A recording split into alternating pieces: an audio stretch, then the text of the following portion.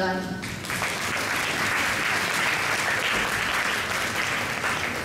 Wow, magandang hapon po sa inyo lahat.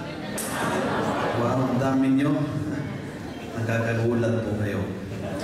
Well, allow me to say sa umpisa na ako isang simpleng parish priest. No? Hindi po ako isang theologian, hindi po ako isang teacher. Ako ay isang simpleng pare na lagi po na-assign sa mga mahirap na parokya. So yung tatlong parokya ko, ang unang parokya ay Payatas. I was there 12 years in Payatas. Then 6 years, Barangay Commonwealth, and now 4 years in Camarin, Caloocan. So, nung ako'y inimbita to speak about this, yung topic hindi po akong napili. Binigay lang sa akin itong topic na ito. It's a Beautiful Life, Human Dignity Reloaded. Sabi ko, ano ito? No? Siguro kayo din, no? Ano ba ito? Tungkol saan? So, I called the secretariat and I said, tungkol saan po ito? Anong gusto niyong sabihin ko? Kasi yung reloaded sounded to me to double barrel. Ewan, siguro dahil naka-assign mo ako sa lugar na may problema sa droga. So it sounded, sabi ko, gusto niyo tungkol sa drug rehabilitation program? Basta kayo pong bahala, basta. So kung ganun, ako pong bahala. So I chose to speak about two ministries na ginagawa ko presently na hindi po kasama, strictly speaking, sa trabaho ng parish priest, but deeply related.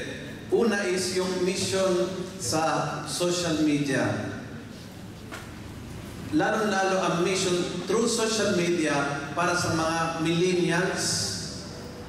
Yung hindi alam kung ibig sabihin ng millennial, ibig sabihin, yun na yun, matanda na kayo, kaya hindi nyo alam. Kaya hindi nyo alam. Sila alam na nila kung sino sila. And then, yung mga OFWs na yun po ang mga big audience sa social media. You want to talk about that. And if you say, why about dignity? Kasi feeling ko that for the longest time, the church looked at Facebook as a waste of time. So I want to talk today about Facebook as an opportunity. Ang God-given opportunity to evangelize. And the people on the other side are real people. So I want to share that experience on the dignity of people that are pumaghapon sa social media. Hindi ho yung mga adik na walang ginagawa, kundi Facebook ng Facebook, kundi are real people with real needs. So I want to share about that. At anong approach na ang simbahan ay pwedeng may bahagi dito sa mundong ito, sa larangan ng social media. At yung pangalawang parte, I will share about the community-based rehabilitation program that we started in our parish in Camarin on September 1. So magwa 1 year ngayon September, and currently we have 54 drug dependents na araw-araw pumapasok at nagpaparehab tungo sa graduation, at yung graduation is officially delisted from the PMP watch list. The only way to be delisted na hindi po dumaan sa punerarya. Delisted na buhay. Okay, and so this is an initiative that the church is having. Maybe not many people know, but so many places around the country are starting this community-based rehabilitation program. So I want to share about these two things. Ito po yung take ko sa Beautiful Life, Human Dignity Reloaded. Kung hindi yon ang gusto ng organizers, malalaman nyo kasi next time hindi ako iimbitahan. So, abangan. Okay, let me share two inspiration from the scripture para sa approach na ito. Number one is John 3:16. Isang gospel na dapat nasa ulo ng bawat Katoliko at higit sa lahat nasa puso ng bawat Katoliko. For God, we can read together. For God so loved the world that He gave His only Son, that whoever believes in Him should not perish but have eternal life. And this is my first reflection. Yes, nagwagi tayo, nanalo tayo because God loved us. Sa totoo lang, kung alam mo ang dungis ng sarili mo, kung alam mo ang iyong sariling kahinaan at kasalanan, it's a miracle that God will look at us with love. But yun po ang pinaka-nararamdaman nating lahat. Yes, God loves me. Do you feel that way? Yes. Do you feel that way? Yes. Napaka-buenas natin. It is a proclamation of great joy that comes from being loved. The best feeling in the world is to be loved. And na-experience natin yan sa Diyos. And so, if God so loved the world, who am I not to love the world? If He who knows all the darkness and evil in us loves us so much, who are we to hate our world? So, yung pong first principle, the world is something to be loved. Kahit anong world, kahit ang mundo ng droga, kahit ang mundo ng social media, kahit ang mundo ng politics, kahit ang mundo ng prostitution, kahit anong world, our challenge is not to judge the world, but to love the world. We are sent to love, period, not to judge, to love. Because God so loved the world. So, ang unang prinsipyo ay sa lahat ng larangan, sa lahat ng mundo, sa lahat ng sitwasyon, God loves that situation. And because He loves, He wants better. Because He loves, He wants transformation. And so, first principle, our love for this world, sick, fallen, wicked, and all, brings us to embrace the world. And always to immerse ourselves in the world with a heart full of love. So if we love a world, our job is bumaba, makihalubilo, at yakapin anumang mundo. So I will talk today about embracing two different worlds. The world of Facebook and the world of drug dependence. Ang layo sa isa't isa. But these are two realities kung saan ang tao ay naroon. At dahil naroon sila, mahal sila ng Diyos, at ang ating trabaho ay umabat, yakapin, mahalin ng lubusan. Second principle, He said to them, go into the world, preach the gospel to all creation. This is the second principle I want to share with you today. The key word is go. Nagulat ako, no? Reading the gospel, ang huling habiling ni Jesus ay humayo, hindi halina. Napansin niyo yun? Huling habiling ay yung pinaka-importante, di ba? Yung huling habiling, kung ikaw ay mawawala na, gusto mong maalala ng mga mahal mo, ang pinaka-importante, di ba? Halubilo ka sa mga anak mo, andyan sila lahat sa ospital, mamamatay ka na. Tapos ano sasabihin? Yung pinaka-importante, mga anak, huwag kayong mag-away. Hindi naman sasabihin na, pakainin nyo yung pusa. Hindi yun. Di ba? Kung mamamatay ka na, hindi mo iniisip yung mga kanyang bagay. No? Huwag makalimutan patayin yung ilaw, ilak yung likod. Mga anak, yung tsinelas, iwan nyo sa labas. Hindi. Pag huling habiling, kung ano pa talaga ang... Kasi huli na nga huli. Ito po, remember, Mark is the last huling habiling ni Jesus. Paakyat na siya. This is right before the ascension. Ang kanyang huling habiling is, humayo kayo. Go. Hindi halina. Humayo. Ang huling habiling ng Panginoon. A church that looks at the world not as a place to escape from, but a place to go with a message. Ang huling habiling ng Panginoon is, lumabas kayo. Kaya si Pope Francis sobrang nag-i-insist, isang simbahan na nakakalabas, lumabas, go to the peripheries.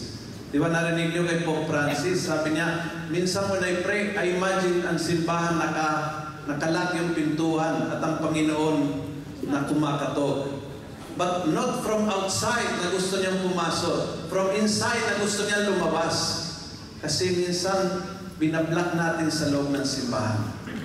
I just attend the talk of Bo Sanchez a while ago. Umattend ako sa kabila. And he shared about his mission to the young church. He showed the statistics na 16% lang ng Katoliko sa Pilipinas ay nagsisimba. So 84% ng Katoliko hindi nagsisimba. We have to realize, sabi ni Pope Francis, sabi ng Ebanghelyo, iiwan ang 99 para hanapin ang isa na nawala. Sabi ni Pope Francis, sa mundo natin ngayon, yung 99 ang nawala, isa lang naiwan. And that reality, that's our situation. More people outside than inside. We have to go. A missionary church is a church that goes and embraces the world as it is. And so, second principle, we never observe from outside.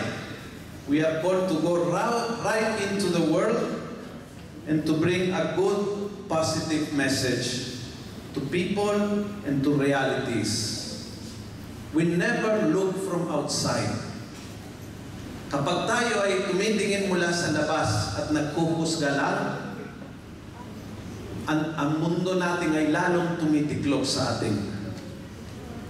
We never look from outside. We go right in the midst and bring a message. So let me go to the two realities that I want to share with you. The first one, some pastoral practices.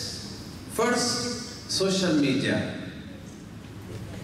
Let me tell you the story, how did I enter social media. Ako ay isang convert ng social media. Of course, hindi ako ipinanganak ng social media. Tulad ng marami sa inyo. No? Wapo lang. Pwede nga.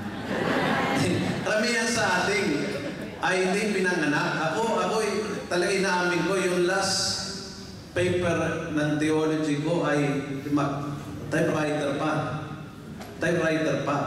So I had a cell phone the first time. I was already a priest. So hindi po ako pinanganak sa mundo ng social media. And I thought for a long time, social media is a waste of time, especially Facebook. Kaya I will not have a Facebook account. It's a waste of time. Sayang naman ng oras. Para saan? Ginagamit naman ng diablo yan. I want that kind of mentality. And one day, I went to visit a very good friend of mine, Father John Carroll. Sumalangit naman kanyang kaluluwa. He's a Jesuit. He was 85 years old in a wheelchair in the infirmary of the Jesuits. And I went to visit him. At sabi ko, Father, lagi nagturo po yun. Sabi ko, Father, hindi na kayo nagtuturo. Siyempre, obvious naman, naka-wheelchair, naka-oxygen. Akala ko obvious. Akala ko obvious, but he answered, hindi, nag-off ako this semester. Next semester na lang ako. So, true enough, nagturo siya the following semester. So I was surprised. And so I asked him, why did you take off a semester? And so sabi niya, gusto kong pag-aralan ito. And so pinuksan niya ang kanyang laptop, gusto kong pag-aralan ito. Sabi ko, gusto niyo pag-aralan yung laptop? Ay, hindi, matagal na marunong ako. Sabi ko, gusto niyo matuto mag-Facebook, Father? Ano ka ba naman? Matagal na nagpa-Facebook ako. Ang hindi ko masyadong mabigkas ako sa Twitter. And so I was surprised. 85 years old, wheelchair, oxygen, Facebook, Twitter. I asked him, why? And he really looked strange at me and he said, but Luciano, you are a missionary, sabi niya. You are a missionary. Kung saan nakatira ang tao, doon tayo mga misyonero. Ang mga kabataan ngayon ay maghapon sa Facebook. Eh tayo hindi. I was really deeply touched. And I came back and I asked the youth in my parish, turuan niya ako mag-Facebook. Because my mentality was like this. Some wrong perceptions. That's when we hate the world, not we love the world. Internet is a waste of time. Hindi ko sasabihin sino sa inyo taas ng kamay, but I'm sure na marami na ganyan ang iniisip. O maraming ang narinig na sinasabi sa inyo, don't use Facebook, is a waste of time. That's a misconception, a wrong perception. Second, there is no real communication in the cyber world. Walang communication yun eh. That's pure, gawa-gawa lang na kung ano-ano. I will share my experience with social media. Third, millennials do not have interest in spiritual things. Mga millennial, walang pakialam sa Diyos at sa simbahan. Wrong perceptions. And fourth, Facebook is a tool of Satan. Masyadong malupit ito. Sobra naman masyado ito. Now, let me tell you that when you so love the world, internet is a great venue for evangelization. 1.5 years ago, I started a Facebook page called Almusalita. May pakitas ng kamay kung mayroong nag-like ng Almusalita dito sa inyo. Almusalita is a mix of almusal and salita. The idea is to start the day with the Word of God. We started 1 year ago with a team of my young parishioners. Now we have 65,000 views every day. And it's growing every day, every day. Every week we have 2,000-3,000 new likes and people that watch every day. We started posting a short video reflection in the Word of God. And you will be surprised the reactions and the reflections.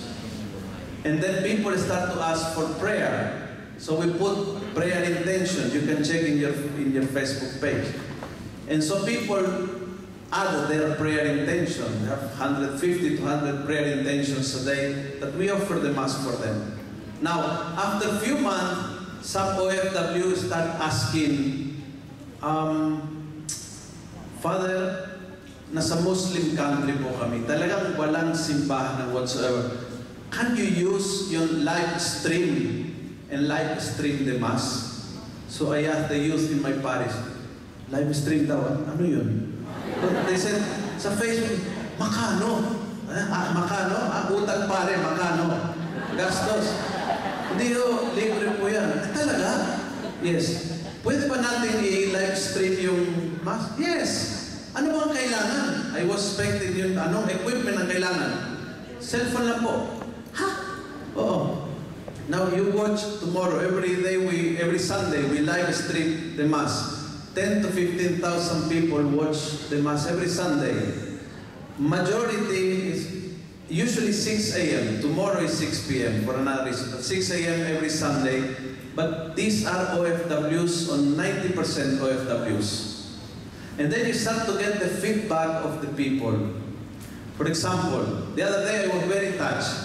A lola, isang lola, na nag-message sa akin, sabi niya, yung dalawang apong binatilyo, college student, na-discover nila yung Facebook page mo. Ngayon, Father, uso namin pag nag-breakfast kami sa umaga, pinapanood po namin. And then we talk about the gospel of the day.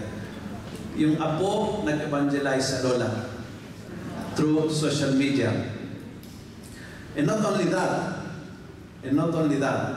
now I wrote a letter through the help of my bishop to the Vatican to ask permission for confession online. And they said, wait for the response, but there are precedents. May mga lugar na binigyan ng pahintulot. Alam nyo na, confession has to be face-to-face. Okay, but I received 2 stories. One was a OFW on the boundary with the ISIS territory. And they said that we are afraid anytime they will attack our plant. He was working in an oil refinery. And he said, I'm in mortal sin. The second was an OFW sa gitna ng dagat sa barko. Marino, unos. Sabi niya, kung lubog ang barko, pati kaluluwa kong lubog. I'm in mortal sin. I need confession. And I had to answer, I can counsel you, I can pray with you, but I cannot absolve you as of now. But I wrote through my bishop, we asked permission from the Holy See. And the Holy See said there are precedents, so wait and we will study further the case. There are so many people around the world that live on Facebook, but they cling to God. And so for you, yung internet is a great venue for evangelization. If we stop looking at internet as something bad and we start looking at it as something positive, we can touch the life of millions of people. Second is people are hungry for real connection. Social media open spaces for real encounter. totoong people, totoong encounter. Lalong mga millennials, yung mga kabataan ngayon, hinahanap po yun. And you will be surprised how many counseling online. Ito ang mga tao na never will go to a parish and talk with the office secretary and say, andyan si Father, may sasangguni po ako. Wala. They will never do that. But they just send a message. Father, pwede kitang usap, may problema ko. Sige nga. It takes a lot of my time. But my time is for them. Di ba? Pareho ako eh. Ang oras ko ay para sa tao. At ito ay tao talaga. Tunay na tao. Totoong tao. Hindi po trolls. Totoong tao ito. And there are thousands, there are millions. And these are people that don't go to church, but somehow find a church in their laptop, find a church in their cell phone, and they connect. At marami sa kanila, I have many experience. One girl from New York, Filipina, all Filipina kasi is all in Tagalog. Nasabi niya, Father, I was turned down many years ago, pinagalitan ko ng pare sa confession. So, suma total, nagtampo sa simbahan, nagalit, naglaylo, lumayo. And now she was in a big depression. She talked to me, and I said, what can I say? You need a confession. So, find a priest. No, sa'yo lang. No, you need face-to-face. It's not because it's a canon of the church. Because you really need a good embrace. You are down, you need a priest to hold your hand, to look at you, maybe to cry with you. You need that. Hindi sapat ang internet. They said, promise me that you will find. But look for a good priest. Hindi ibig sabihin na may bad priest. Pero mayroon. Pero mayroon. Alam niyo, di ba, pag pinapunta, lalo yung tao, kailangan hindi babalik, di ba? Ang dami masungit, no? So go for a priest that you know that is accommodating, can get a big fish, what we call a big fish. Yung mga tao na matagal hindi nagsimba, yung mga tao na like Jesus, no? And she did. And she did. And she keeps telling me that she's becoming active in her parish in New York. These are real people, real face. I don't know her personally. But she is a real person. That I know. With real needs. And internet became an instrument to touch such people. Not only that, I can tell you many stories, but let me tell you one more. Ito po is a born-again, baptized Catholic, born-again. And he was my parishioner, territorially, living in the same territory. He had a big crisis in the family. And he went to pray to the Catholic Church. Because the born-agains are a room. But somehow the church is a church 24 hours. So even when born-again want to pray, they found peace in our Catholic Church. So he went to the Catholic Church and he was there. We started the Mass. So after the Mass, he said, can I talk to you, Father? Yes. And he said, I've been following you in Facebook. May tanong ako, so tanong siya ng tanong, sige lang, sige lang. He became close to the parish. And then we invited him to an outing, na sumama siya. Eventually, he became active. And June, I brought him to the seminary. He is a seminarian of the Diocese of Novaliches ngayon. These are real people. Connected through internet, because I realize it's very difficult to go to a priest that you don't know. You don't know your parish. You enter, you don't know where the office is. It's very difficult. But on Facebook, they can see, ito, Luciano, ito yata ang parish priest. Message. And with the anonymity of not knowing, they can shoot the first question. Eventually, you relay with the person heart to heart. Young people of today are as hungry as always, or maybe more for God. Don't get wrong. Don't get the wrong perception na yung mga kabataan walang pakialam sa Diyos. Hindi po totoo. Ang mga kabataan ay uhaw na uhaw sa Diyos. Minsan, nagsasawa lang sa simbahan. dahil mukhang luma at minsan hindi mukhang kaaya-aya. Mukhang masyadong stiff, mukhang masyadong stricto. But they love the Catholic Church and they love God. And so never judge the young people. They really are in love with God. And they want the church that they love. They love the Catholic Church. Pero minsan, medyo ang dating ay medyo hindi gaano ka-attractive. Okay. Now, we can use social media for God. We can use social media to serve God. And so, I shared this is a Facebook page called Almusalita.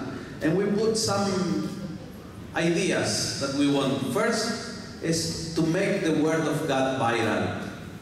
So yung pong unang layunin ng Almusalita is to make the Word of God viral. Minsan, di ba, kung ano viral, nakita ng asawa, nakita niya yung kabit niya sa mall, nagsabunutan yung dalawa, may nag-video, 2 million, saka 3 million siya. Magmimisa si Bishop, 5 nanonood. Di ba? Mas patog yung magkabit na nakasabunutan. Why? Because we don't make the Word of God viral. We don't have that passion in communicating. Kaninong kulang? Tayo nga eh. Mas madali yung mga brutal na aksidente, yung mga bloody na pangyari, yung mga nahuling na MMDA na nangotong, yun po yung lahat yung viral agad. The Word of God that is way more important and more people are in need to hear that. Sometimes we don't make it viral. So our purpose is to make the Word of God viral. Paano? By being cyber missionaries. Sabi ng isang mother sa akin, anong ibig sabihin, Father, cyber missionary? Sabi ko, being missionary in the cyber world. Sabi niya, parang cyber criminal. Oo, gano'n no, sister, pero mabait ng konti, no? Cyber missionary, cyber crime, no? It's using the cyber world for good. To be a missionary, and it takes only, may lumapit sa akin kanina, pinakita yung cellphone niya, si ate, every day, sinare ko yung video sa lahat ng contacts niya. So we said, like, share, and tag your friends. We cannot be a cyber missionary by using Facebook. You can reach people that you never imagined. And so I have a lot of beautiful stories na may nagsabi, halimbawa, naku, Father, nagulat ako. Nabasa ko yung comment ng anak ko na nasa Saudi. Alam niyo, nung nandito yan, hindi nagsisimba yan. Tapos ngayon, sabi ng anak ko, siya nag-share ng almusalita sa akin, sabi ng nanay, tuwan-tuwa. Sabihin yung anak ko, yung nanonood, nakikinig. Marami yung ganong stories. And minsan, yung pinakamalayo sa simbahan, yun ang pinaka-active bilang cyber missionary. So be a cyber missionary. Any one of us can decide what to share. The CBCP gave us a good reminder, no? Stop sharing trolls. Discern well kung anong isi-share mo. And I think the same with the gospel. We can share good news. Starting and journeying the whole day with God. Ito po yung layunin ng aming Facebook page, Almusalita, is to start the day, kaya almusalita. Ngayon pala, no? Start the day with the Word of God. Mag-almusal with the salita ng Diyos. Filipino breakfast. Ang tawag namin Filipino breakfast all day. You can watch it anytime. But ideally is to start the day. So nagsimula po kami ng gospel reflection lang, then in-improve yung page. So now we post the gospel in written. We have the video, we have morning prayer taken from the Liturgy of the Hours. We have the saint of the day. Then we have a quotable quote. We have the prayer intentions. And recently, 2 weeks ago, I talked with Father J. Liquanan of the Archdiocese of Manila. He has this catechism on the go videos, and then we upload their videos. And now we will upload also the apologetics of the defenders of the Catholic Church. We will try to improve and to add more and more. It's growing in the Philippines. We have full tank of Bos Sanchez. We have the Men of Light of the Archdiocese of Pampanga with Bishop Ambo David. We have Father Dennis Soriano from Cubao. We have the missionaries of St. Joseph. And it's growing. It's growing and growing. More and more people are entering the world of social media. Ang aking layunin ngayon is to invite you. Huwag kayong matakot sa social media. Pumasok po tayo dahil yung masasamang espiritu matagal na pumasok sa Facebook. And it doesn't help just to shut down and to say, basta ako, wala akong Facebook. That's a way of saying to Satan, take over, take control. Ang mundo po ay hindi po pinapanood mula sa labas. Kailangan tumalon at nung nasa gitna ay gumawa ang ating parte. Ang mundo ng social media ay kailangan ng ating presensya. At malaking may tutulong ng Catholic Church sa larangan ng social media. Let's be cyber missionaries. Let me go to the second world. People into drugs. I'm parish priest of Camarin, Caloocan. In my parish, we had 75 people killed because of drug. 75 in one parish. Pero kami po ay, first runner-up to Bagong Silang. Bagong Silang has more than 300. Bagong Silang is a big barangay with 8 parishes. We were really hard-hit with the war on drugs. And we didn't know what to do. Maybe like everybody else. And we were so shocked and surprised.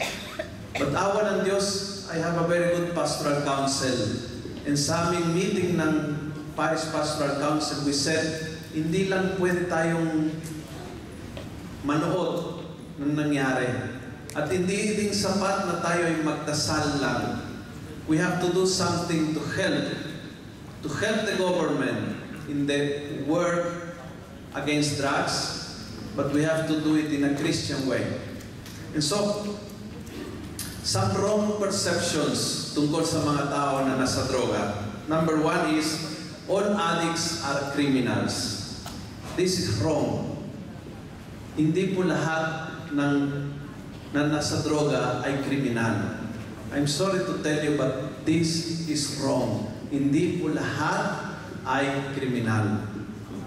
Second, hindi po sila salot sa lipunan. Let me expand later. Third, walang pag-asa magbago. Basta nasa droga, parang is a journey without return. Walang pag-asa magbago. All these are wrong perceptions. And our communities are safer without addicts. Mabuti pang mawala ng mga addict, maging safe ang komunidad. If you love the world, the principle, if God so loved the world, if we love the world, then you see wounded people and hurting. Yung mga drug addict ay people very wounded and very hurt. But they are people. Tao po yan. Tao. Number two, sick people with dreams, aspirations, in need of healing. And most probably, I would say, in need of healing like all of us. Minsan hindi po natin tinatanggap. But we all have our own hurts. We all need healing. Marami pala ang mga former addict na may matinong buhay ngayon. So I know many priests that were former addicts. Probably you know Father Bobby from the Archdiocese of Manila. Siya po ang paring in charge ngayon ng Community-Based Rehabilitation Program. He was more than 15 years into Shabu. And how he is now a very good priest. And the other day I was watching a person, the CEO of 7-Eleven, that received a big award internationally that guy was for many years into drugs and in and out of rehab. So to say that walang pag-asa is a lie. Marami ho sa kanila ay talagang nagbago at naging very effective and very active sa lipunan. Okay? And our communities are safer when the former addicts become active member of the community. Hindi po safer kapag sila'y nawawala. Safer kapag nagbabago. Do we agree on this? Now, I want to share one example. It's our community-based rehabilitation program that we started on September 1. Naku, mahirap po. Nung una, mahirap talaga kasi takot ang lahat. Sila'y natukhang at after na natukhang, dahil sa takot, tumakbo sa parokya. And so, ako rin, walang idea na anong gagawin. Nasa parokya, gusto daw, sabi ng sekretary ko, susuko sa'yo. Abay. Pwede ba sumuko sa parish priest? Kayo, pwede ba? Pwede ba sumuko ang isang tao? Sa parish priest? Well, now the reality is different. Noong una, hindi talaga pwede. Dapat sumuko sa police. But after walking almost 1 year together with the PNP, they deputized in the city of Caloocan, the parish priest can receive the surrendering of people. That's because for 1 year we work with the police. Hindi po madali mag-build up yung tiwala sa isa't isa. Hindi po madali mag-push ng agenda natin na ang buhay ay sagrado. And that's, hindi ho pwedeng patayan lang, bala lang ang katapat. Pero nakita po ng gobyerno na ang ino-offer natin ay hindi batikos, kundi kamay handang tumulong at nagtiwala. At isa sa mga epekto ng tiwala nito ay pag may gustong sumuko, pwedeng sumuko sa parokya.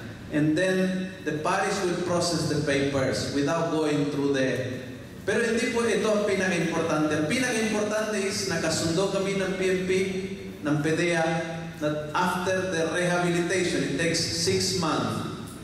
Daily. Araw-araw po yan. Monday to Saturday, 8 a.m. to 5 p.m.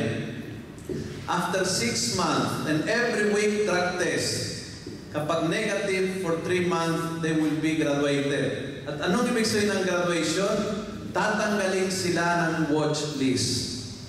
And so the first batch was graduated on April, and they received a certificate. You are declared a drug-free individual, and hereby delisted from all the records of the PNP, given by the Chief of Police of Caloocan City. The first group in the country to be delisted na buhay.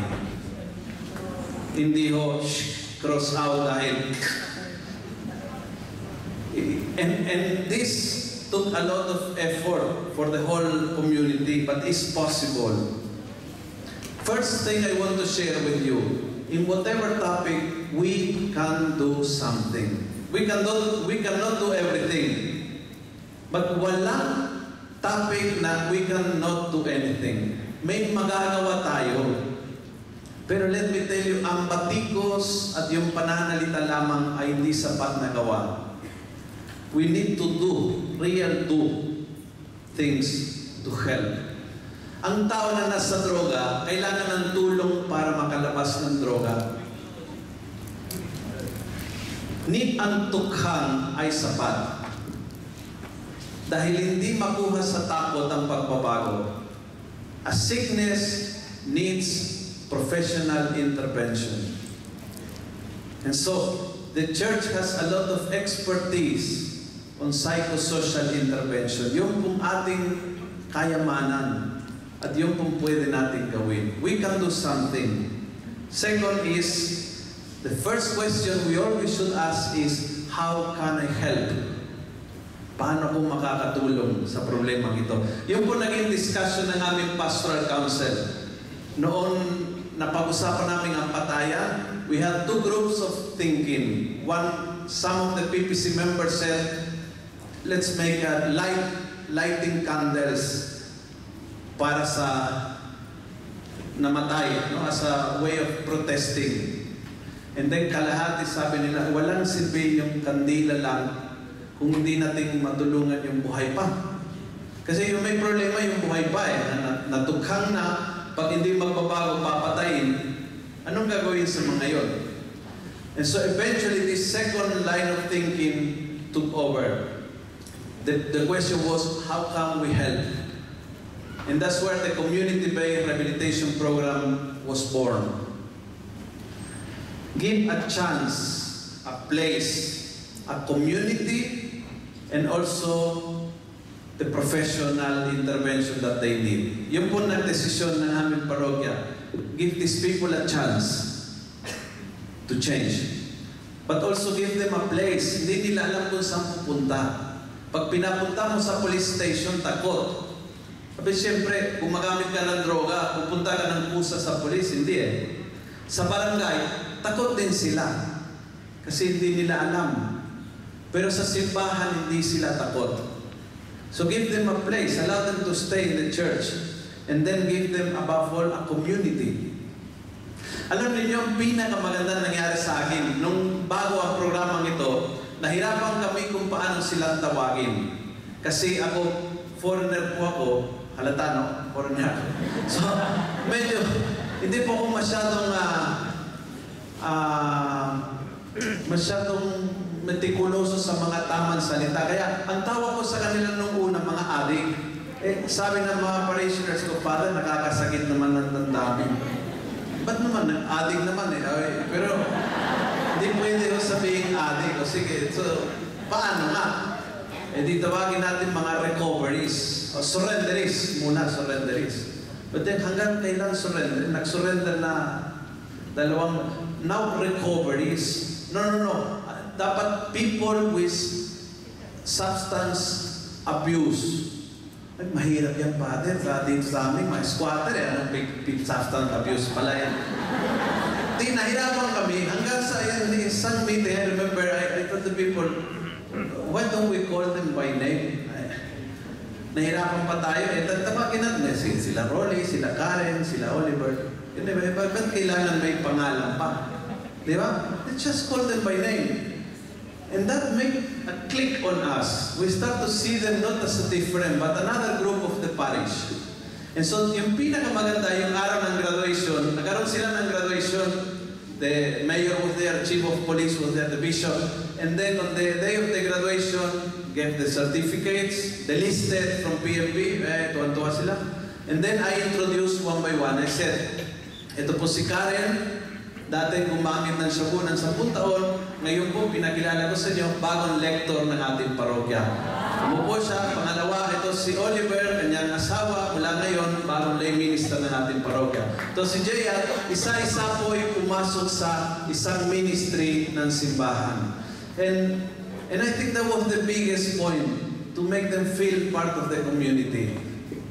Now, 2 weeks ago we had PREX. And many of them participate on PREX. At isa sa mga parish leader ito ng parokya, kasama mga leader ng parokya, at saka yung mga adik, na hindi dapat tawaging adik, whatever. Now, isa sa mga leader ng parokya ay tumayo at sabi niya, alam niyo mga kapatid, ako ay police, at mas marami akong kasalanan kaysa sa inyo. But ayokong sabihin in general. So he started, I killed so many people. And I received also under the table for this and that and this and that.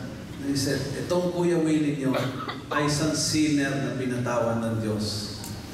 Hindi ako iba sa inyo. And they all, yung mga adik, na hindi dapat tawagin adik, ay tumayo ko sila lahat at niyakap ko itong si Kuya Willie. And I was so happy. I said, this is it. Ito po yung itong communion. Parang tanggal ko yung maskara, tayo lahat ay may kasalanan, tayo lahat po yung nakakamali.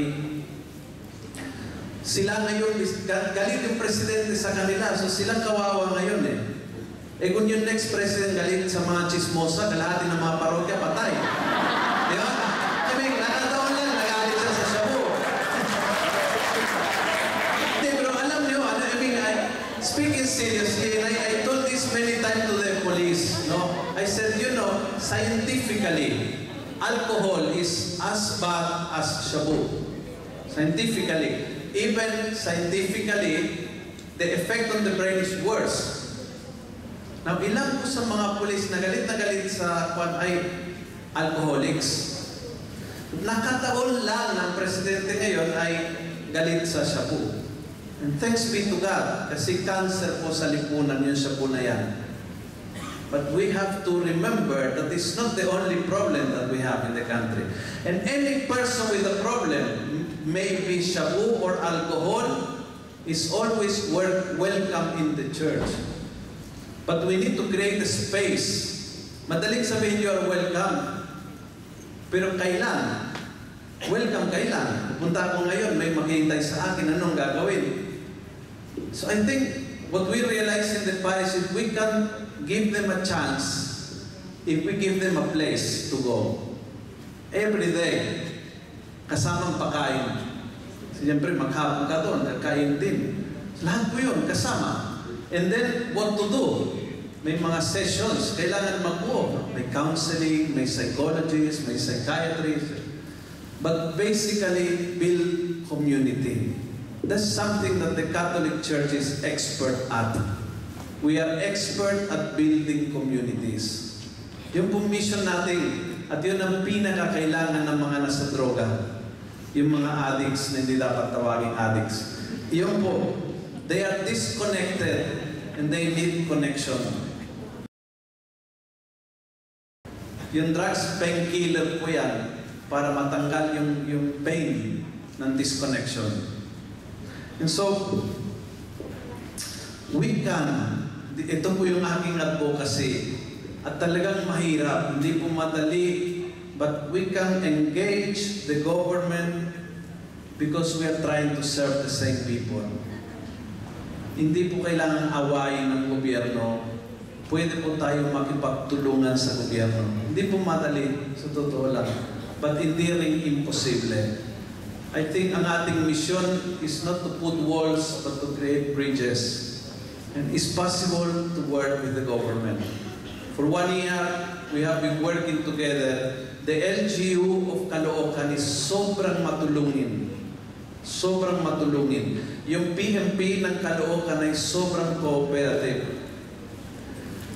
On the national government, hindi kaano ang relationship kasi siyempre kami ay isang barangay. Usually, the barangay don't relate straight to Malacanang. It passed through the LGU. But we have built a relationship with this government by helping. And our way of saying the life is sacred is giving them a place to be saved.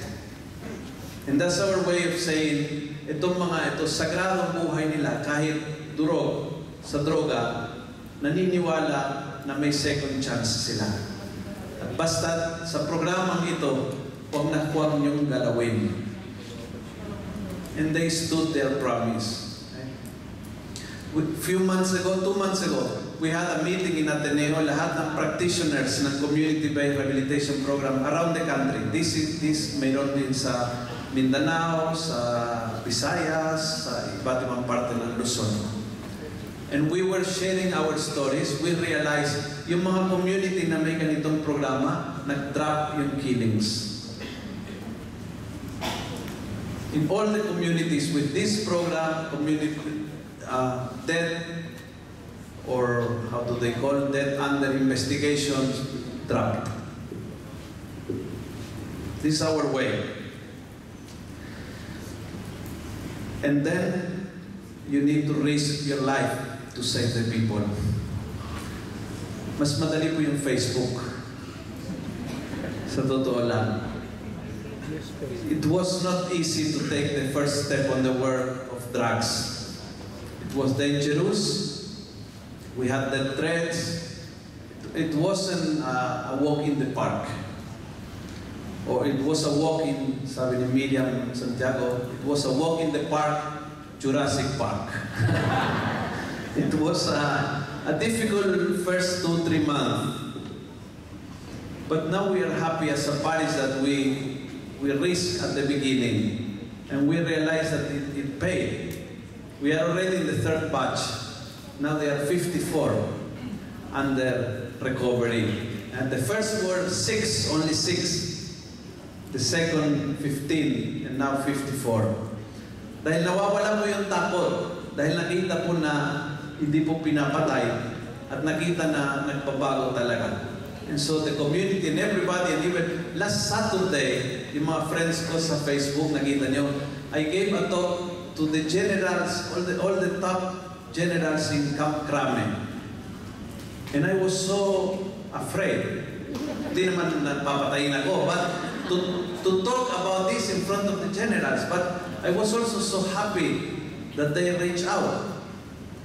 They start to see, and the talk was called An Alternative on the War on Drugs. Sila po naglagay ng titulo, hindi ako. But when I went, I said, thanks God na naisip nyo ito. Kasi we realize na hindi lang balang solusyon. We realize these people can change. But we also realize na madaling sabihin sa inyo, these people can change. Eh wala naman tayong ginagawa.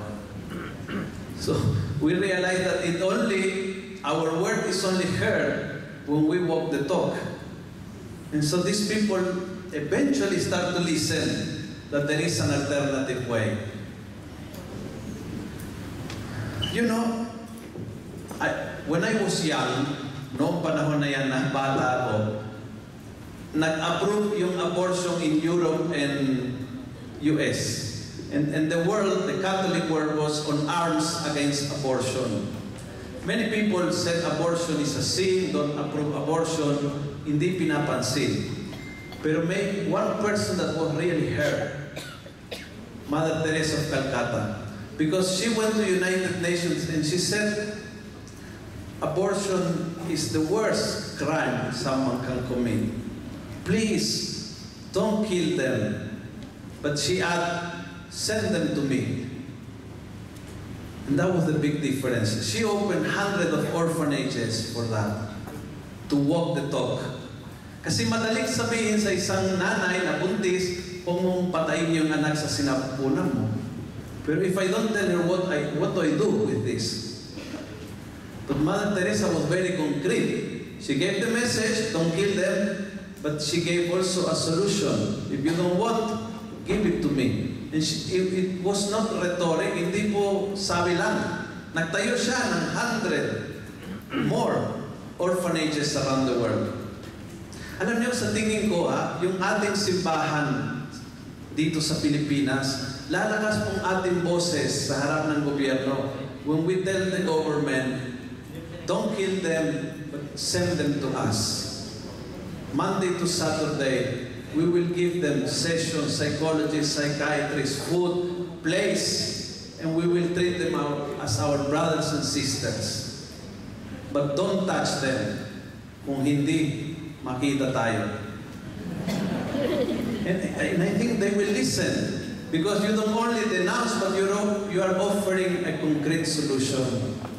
So yung po ang ito pong pagtatapos ng ating presentation. Sa dalawang larangan, social media and drugs, we need to love, not to hate the world. And if we love, we jump into, we do something, and our little something, you believe in the hands of God, yung little natin ay lumalaki. Maraming salamat po sa inyo lahat. Have a beautiful night. We will open now